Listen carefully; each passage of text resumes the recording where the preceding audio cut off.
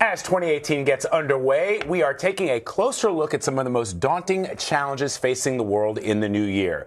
The Eurasia Group, a leading political risk and research consulting firm, published a new list out today highlighting the top geopolitical risks for 2018. The report focuses on China's dominance, a global tech Cold War, U.S.-Iran relations, and several other major topics. For more on this list now, let's bring in Eurasia Group founder and president Ian Bremmer. He's also a CBS News contributor and part of a new partnership between CBS News and G0 Media, a Eurasia Group company. Thanks for joining us. I want to say Happy New Year. Say happy but New this Year. report is not making me happy. No. This is tough. We have a lot of challenges ahead of us. Look, the good news is the economy's doing well. Okay. The stock markets are great. But that's not what I do. I focus on the geopolitics. And I got to tell you that in the 20 years since I started the firm, we've never had a geopolitical environment that has been this volatile, this uncertain, this dangerous. And you know, usually when you have an economic recession, then everyone says, oh, we need to get out of it. We need stimulus. We need infrastructure. Right. You've got a geopolitical recession where the world is unwinding, fragmenting geopolitically. You don't have the United States saying, oh, we need to respond to this. In fact, you've got the Americans doubling down, saying, not my problem. Right. Like, you guys all do it. Right. Well, I mean, that's a world that's going to have more conflict. I mean, I think everyone understands, right? When we read the headlines, we know that this is unsteady. Our spidey sense is tingling. We understand it's going to be bad. This report tries to contextualize it, tries to explain what those risks actually are, and where the places you really don't have to worry about. Okay, so information is power. Let's dig into it. You mentioned, and something you just sort of mentioned in your comments, but it's also in your report, a lot of this has to do with this America First policy that President Trump has made a major part of his administration. Let's talk about China, Xi Jinping, and how the America First policy puts us into context with what the Chinese are doing, specifically with regards to trade. Yeah, I think that if Trump has had a big impact on the world since he became president, by far the most important is the fact that he's facilitated China's President Xi Jinping to play more of a role. I mean, China's been getting bigger anyway, and no question Xi Jinping is much more powerful. He's consolidated a lot of power. But the big change for him is Trump and America First, because so many allies, particularly in Asia, look at the United States and say, they don't support Paris Accord. They don't support Trans-Pacific Partnership. We don't know if we can rely on this guy. He's saying, you know, fire and fury with North Korea. I want a stable hand. Maybe I don't like the Chinese, but I know they're not going anywhere. Like, Trump's thinking about his own legacy personally. China's thinking about the Chinese legacy over a much longer period of time. And so for the first time in 2018, it's not about America abdicating. It's about another country, one that doesn't agree with the United States on most things, that's saying we're prepared to play a global leadership role. And certainly on issues like the economy and technology, the fact that China is going to say no to the United States and lots of other countries are going to listen is a big deal. So this America First policy has sort of created a bit of a vacuum, and you know, China is more than willing to sort of fill that vacuum. But Donald Trump has also out and out said, in some cases, China is the only solution here. I'm thinking about North Korea. China is the only one that can really have an impact on North Korea. And when you think about a global crisis, you think of North Korea, and where is that going? What do you see? So it's so interesting that China probably agrees that they have a lot more influence and leverage than the United States does. The question is how they're going to use it. Because the Americans are saying if the North Koreans don't stop with their nuclear program, their ICBM testing, then we're going to stop them. Right. Where the Chinese have had to deal with this for a long time. They've already been able to hit China. They've been able to hit the South Koreans, right? So I think what's interesting is we've got these Olympics coming up in South Korea. And the South Koreans are saying, we want to talk. We want athletes to come. The North Koreans are now saying, yeah, we want to talk. Let's do this. The Chinese absolutely are going to put stock in that. So it's possible that in a couple months' time, the United States are going to look isolated. That the Americans are going to say the North Koreans are unacceptable, that they're being facilitated by the Chinese, and even America's ally, South Korea, is going to feel a little uncomfortable. That could lead to Trump opening negotiations and cutting a deal. It's possible. But it also brings us closer to confrontation with the North Koreans, even war, than we've been. And that's obviously incredibly dangerous for Americans, 200,000 troops and their families living in South Korea, and of course all those South Koreans that are there. Let's talk a little bit about Iran. Iran, over the last couple of days, has erupted with protests, which started out as people protesting the economy and changes that they say weren't coming. Hassan Rouhani, the president, had promised many changes when he came to office. Now it seems to be growing. It hasn't been, what's interesting is it hasn't been focused so much on Tehran. It's been in some of the other less urban populations. But I want to get your take on the president's tweets. In the world that we're living in today, is a tweet or several tweets from the president of the United States enough to affect change? I mean, the Arab Spring started in large part through social media. Can the president of the United States affect any kind of change on Twitter, or is he going to need to do more? And what could he do possibly to help the people that are protesting on this? So there are 10 risks in this report. It's a long report. I'll save you the read. I didn't read it, though. I know, but everybody else out there, there's not a single word in those top 10 risks about Trump's tweets.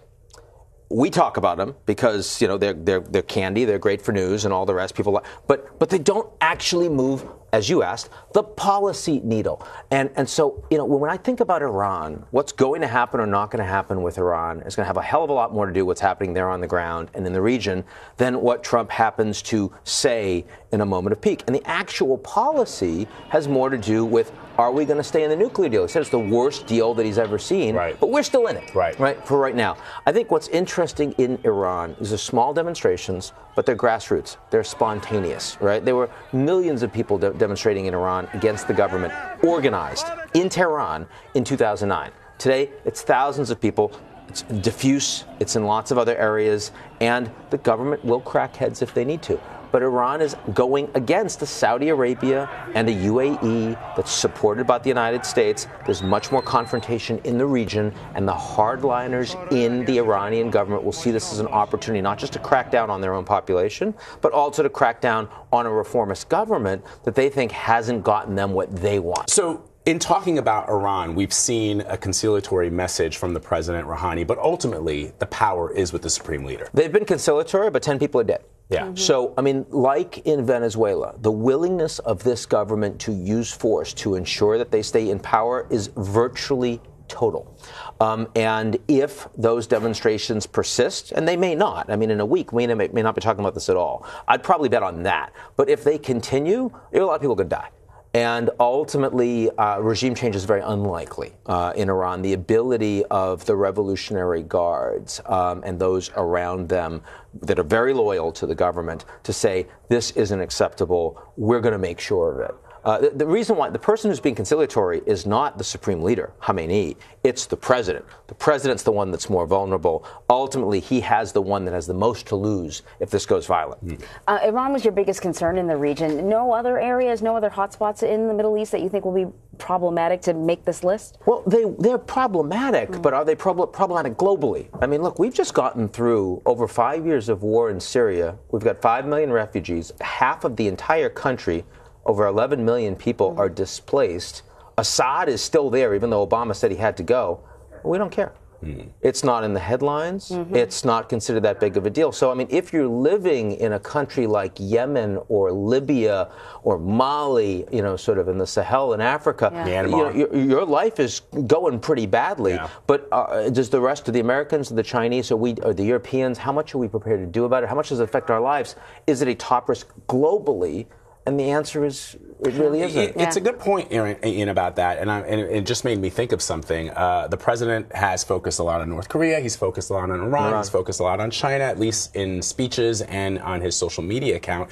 The other hotspots you mentioned, Yemen, Myanmar, Nigeria with Boko Haram, they don't get a lot of coverage from this president. And with the State Department, I have friends who are Foreign Service officers. I have some who are former ambassadors. They're telling me essentially that the State Department is in disarray, that we're not prepared to even address some of those issues that may be minor to Americans' concerns, but are very important to the people living and suffering under those regimes. Morale in the State Department is very low. The United States remains the world's only superpower, but U.S. influence globally is in decline. We already talked about that with China. If you're a diplomat in the State Department of the United States, that's a horrible time. Even if you loved your Secretary of State, and they don't, even if you loved your president, and they mostly don't, you would still feel like my tools to get my job done. Like anyone who's going to be happy in a job wants the ability to succeed. right? Yeah. You want to know that if you work really hard, you can get something done that's going to feel like a success, that's impactful. And if you're a diplomat in the U.S. right now, you just don't feel like you have those tools. You feel like everything is kind of conspired against you to prevent you from accomplishing things. And that's why a lot of these State Department folks are leaving. Mm-hmm. It's not just because they're being forced out. And it's also, this used to be one of the brass ring jobs for a top college grad interested in international affairs. I just don't hear that from anymore. My students, they don't tell me I'd love to be a diplomat in the State Department. They want to work at Google. They might want to work at Eurasia Group, but they don't want to go work for the U.S. State Department. And of course, if you think about what really matters, which is the long term, the seed corn for how we're going to nourish ourselves in the long, eventually, that's a real damage. Can I tell you one of the things on your list that really concerned me? Number 2, accidents. Yeah. We're not supposed to have accidents at this level, right? Yeah, we're not supposed to. What sort of accidents should I be concerned about? Well, things when it's really hard to build things up. It's easy to break them. And when you're living in a global environment where you don't have the trust, where the leaders aren't paying attention in working together and trying to figure out how to contain conflict, that creates more space for rogue actors, like the North Koreans, the Iranians, terrorist organizations, cyber terrorists, right? And that means that they're likely to have more power, more influence, but also when it does, we may overreact. And so, do I think we're about to go to war with North Korea? No. Do I think we have a real military strategy to hit them? No. But do I think that it's more likely that we could end up in a confrontation through miscalculation? The answer is yes. And that's true in North Korea, it's true in Iran, it's true over Syria with the U.S., the Russians, the Iranians, all Turks in close proximity. And it's also true of, remember 9/11? Horrible, horrible situation in the United States, but we all came together afterwards. Do we believe if there were a 9/11, God forbid, in 2018, that our country would come together? Yeah, that's a question to make you think. It would not. And even a smaller incident has the potential to drive a hell of a lot more conflict at home in the United States. And so I think when we think about the geopolitical environment 2018, we need to understand that we don't have the resilience to respond to crises as they occur. And the likelihood of some of those crises actually coming to fruition is much greater than it's been in the past decades.